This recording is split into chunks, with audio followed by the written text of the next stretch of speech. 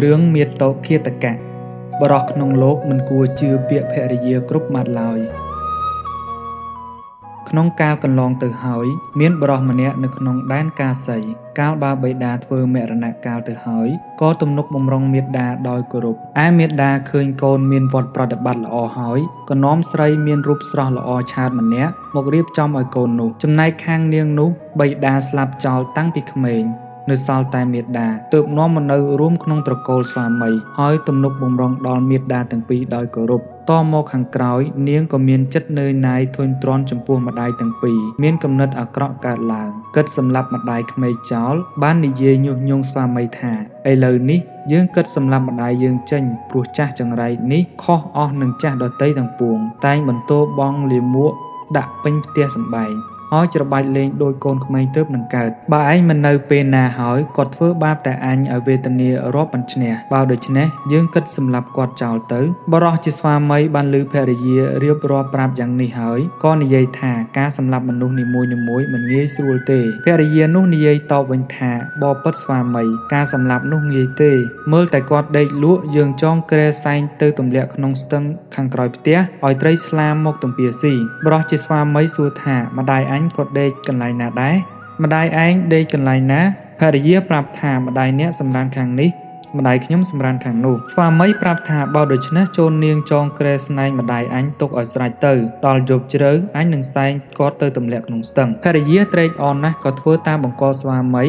ហើយដេកលក់ទៅបរោះជាស្វាមីបានដឹងថាភរិយាខ្លួនដេកលក់ហើយក៏ចូលទៅស្រាយចំណងពីក្រែម្ដាយខ្លួនចេញយកខ្សែទៅចងក្រែម្ដាយក្មេកវិញលុះចងសពគ្រប់ហើយក៏ចូលទៅដាស់ភរិយាថាណែក្រោកឡើងយើងល្មមសែងដូនចាស់ទៅទម្លាក់ហើយជនទាំងពីរការមនីមនាសែងក្រែស្នែងទៅទម្លាក់ក្នុងស្ទឹងខាងក្រោយផ្ទះដោយប្រញេកប្រញាប់ពេកក្រែងជនទាំងឡាយមើលឃើញពួកសត្វសាហាវទាំងឡាយមានឆ្លាមមកកជាដើមក៏ដណ្ដើមប្រជែងគ្នាស៊ីយាយចាស់នោះទៅលុះព្រឹកឡើងនាងភរិយាបានដឹងថាម្ដាយខ្លួនស្លាប់បាត់ទៅហើយក៏នឹកតូចចិត្តក្តៅក្រហាយអន្ទះសារពន់ពេកទើបប្រាប់ស្វាមីថាយើងគិតសម្លាប់ដូនចាស់មួយទៀតបរោះស្វាមីក៏ទទួលយល់ព្រមថាល្អហើយទើបនាំគ្នាទៅធ្វើជើងថ្កក្នុងព្រៃស្មោះសានដល់យប់ជ្រៅម្ដាយដេកលក់ក៏នាំគ្នាសែងក្រែស្នែងយកទៅដាក់លើជើងថ្កប្រពដុតភ្លើងជួនពេលនោះភ្លេចដាក់ភ្លើងទៅក៏នាំគ្នាត្រឡប់មកយកភ្លើងវិញកាលជនទាំងពីរនាក់ត្រឡប់មកផ្ទះវិញហើយយាយចាស់នោះក៏ភ្ញាក់ឡើង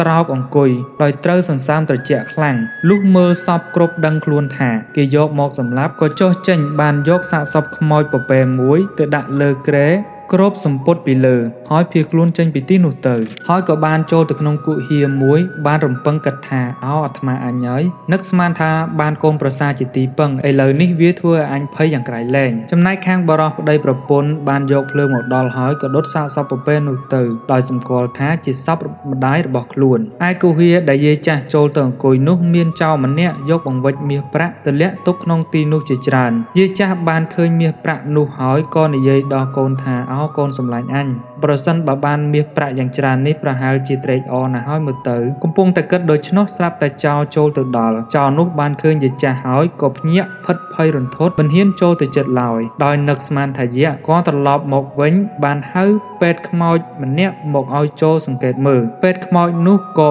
រាយមន្តវិជ្ជាឲ្យដើរចូលទៅកាន់គុហានោះចំណែកខាងយាយចាស់នោះក៏បានឃើញពេទ្យខ្មោចនោះក៏និយាយថាយើងមិនមែនជាយៈទេអ្នកចូលមកយើងទាំងពីរអ្នកនឹងចែកទ្រព្យគ្នាពេទ្យខ្មោចនោះនិយាយថាយើងមិនជឿទេយាយចាស់ថាបើអ្នកមិនជឿយើងចូលអ្នកលៀនអណ្ដាតមកដាក់លើអណ្ដាតយើងចុះនឹងដឹងច្បាស់ថាយើងជាមនុស្សពិតឬយ៉ាងណាពេទ្យខ្មោចនោះក៏ព្រមធ្វើតាមយាយចាស់នោះទៅយាយចាស់នោះក៏បានខំអណ្ដាតពេទ្យខ្មោចនោះដោយចង្កូមយ៉ាងកំណាចរបស់ខ្លួនពេទ្យខ្មោចក៏ខំបំរាស់រើរួចហើយក៏ស្រែកប្រាប់គ្នាថាយៈទេវើយយៈទេវើយទើបនាំគ្នារត់ចេញទៅលុះដល់ភ្លឺច្បាស់ឡើងយាយចាស់ក៏ប្រមូលយកមាសប្រាក់វិចស្ពាយទៅឲ្យកូនចំណែកខាងកូនប្រសាក៏លើឃើញម្ដាយវិចបង្វិចទ្រពមកដូច្នេះក៏ចុះទៅទទួលរយៈបដិសន្ធារៈគួរសមយ៉ាងអស្ចារ្យហើយនិយាយថាលោកម្ដាយគេយកទៅដុតក្នុងព្រៃខ្មោចត្រឡប់ជាបានមាសប្រាក់មកឲ្យកូនបើដូច្នោះសូមឲ្យលោកអ្នកម្ដាយយកខ្ញុំទៅដុតម្ដងវិញទៅខ្ញុំនឹងកើបវិចយកមាសប្រាក់ឲ្យច្រើនជាងនេះទៀតស្ត្រីនោះជាស្ត្រីពាលកាលកណីល្មមចង់បានទ្រព្យមិនគិតវែងខ្លី បានឲ្យស្វាមីយកទៅដុតក្នុងព្រៃស្មសានស្វាមីក៏យកទៅដុតឲ្យឆេះខ្ទេចខ្ទីហើយក៏បានស្លាប់ទៅបន្ទាប់មកត្រីនោះក៏បានធ្លាក់ទៅកាន់ក្នុងនរកឯស្វាមីដ៏អស់ជីវិតទៅក៏ទៅកើតក្នុងឋាននរកជាមួយគ្នា